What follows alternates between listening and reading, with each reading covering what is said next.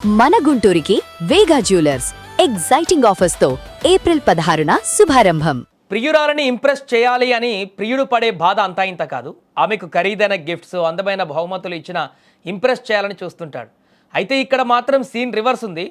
ప్రేమించిన వాడి birthday ఖరీదైనటువంటి gift ఇవ్వాలనేటువంటి కోరికతో ప్రియురాలు దొంగగా మారింది. కథ అడ్డం తిరగడంతో ఆమెను పోలీసులు అరెస్ట్ చేశారు. దీంతో ఇప్పుడు బిక్కమొఖం వేసుకుని ఏం చేయాలో అర్థం కాక ఈ యొక్క ఫోటో బయటకు రావడం జరిగింది. ఖమ్మం జిల్లాకు చెందినటువంటి ఒక యువతి తన ప్రియుడితో కలిసి కారులో హైదరాబాద్కు వచ్చింది. జూబ్లీ హిల్స్లోని ఒక ప్రముఖ లగ్జరీ వాచ్ షోరూమ్ ముందు ఆగింది కారు.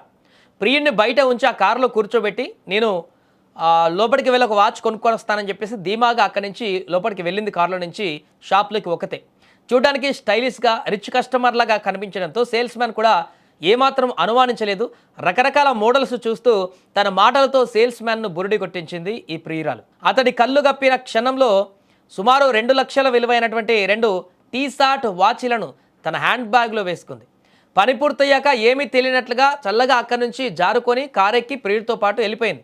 అయితే యువతి వెళ్ళిపోయిన కాసేపటికే స్టాక్ చెక్ చేసుకున్నటువంటి షోరూమ్ సిబ్బందికి మైండ్ బ్లాక్ అయింది.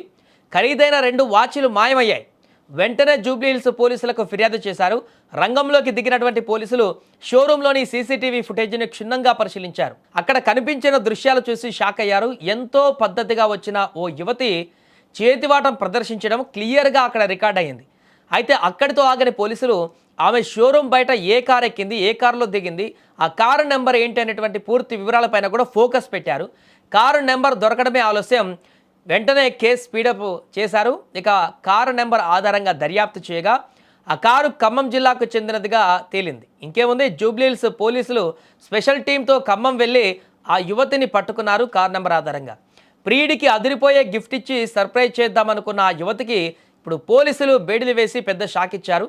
కేవలం తన సోక్ కోసం, గొప్పలు పోవడం కోసం చేసినటువంటి ఈ పని ఆమెను ఇప్పుడు ఈ కేసులో ఇరుక్కునేటువంటి విధంగా చేసింది. అయితే ప్రియురాలి దొంగతనం కేసులో ప్రియుడు పాత్ర ఉందా లేదా అనేటువంటి విషయంలో ఇప్పుడు పోలీసులు దర్యాప్తు కొనసాగిస్తున్నారు. తనకు తెలిసే దొంగతనం చేసిందా, లేకుంటే వాచ్ షాప్లోకి వెళ్ళి నేను వాచ్ కొనుక్కొని వస్తాను నీకు అని చెప్పేసి వెళ్ళిపోయిందా, దీనికి సంబంధించిన పూర్తి వివరాలు అయితే బయటికి రావాలి. దర్యాప్తులో అవి వచ్చేటువంటి అవకాశం ఉంది. సో చూసారుగా, ప్రేమ పేరుతో ఇలాంటి పిచ్చి పనులు చేస్తే చివరికి మిగిలేది కటకటాలే. కష్టపడి సంపాదించి ఇచ్చే చిన్న గిఫ్ట్ అయినా దానికి విలువ ఉంటుంది. ఇలా దొంగతనం చేసి ఇచ్చేటువంటి లక్షల విలువ చేసేటువంటి వస్తువైనా కూడా ఏమాత్రం కూడా దాంట్లో విలువ ఉండదు. విలువ ఉండకపోవడం కాకుండా సమాజంలో పూర్తిగా తమ పేరు ప్రతిష్టలు పోవడమే కాకుండా జీవితం కూడా చిందరవందర చేసుకునేటువంటి పరిస్థితికి దారితీస్తుంది.